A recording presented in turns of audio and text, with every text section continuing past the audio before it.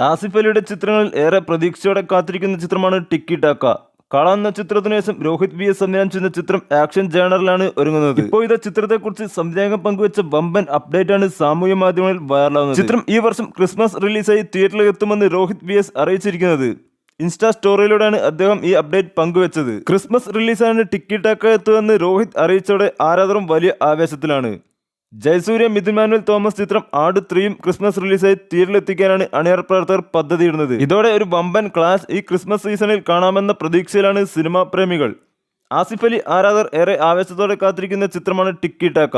Action പ്രാധാന്യം നൽകിയുള്ള ചിത്രത്തിൽ ഇന്തോനേഷ്യയിൽ നിന്നുള്ള ദി സാൻസ് എന്ന ഫൈറ്റ് മാസ്റ്ററാണ് സംഘടന രംഗങ്ങൾ ഒരുക്കുന്നത്.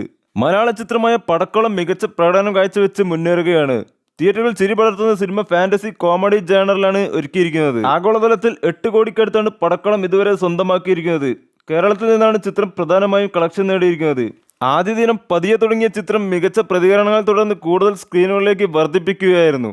നവാഗനായ മനു സ്വരാജ് സംവിധാനം ചെയ്ത സിനിമയുടെ എഴുത്തിനും പ്രകടനങ്ങൾക്കും ഹ്യൂമറിനും വലിയ സ്വീകാര്യതയാണ് ലഭിക്കുന്നത്. പടക്കളത്തിലെ കേന്ദ്ര കഥാപാത്രങ്ങളെ അവതരിപ്പിക്കുന്ന സുരാജ് വെഞ്ഞാറമൂട്, ഷറഫുദ്ദീൻ, സന്ദീപ് പ്രദീപ് എന്നിവരുടെ പ്രകടനങ്ങൾക്ക് കൈയ്യടി ലഭിക്കുന്നുണ്ട്. സിനിമയുടെ ടീമിനെ തമിഴ് സൂപ്പർ താരം രജനികാന്ത് നേരിൽ കണ്ട് അഭിനന്ദിച്ചിരുന്നു. മറ്റ് നിരവധി സിനിമാ പ്രവർത്തകരും ചിത്രത്തെ അഭിനന്ദിച്ചുകൊണ്ട് രംഗത്ത് വന്നിരിക്കുന്നു.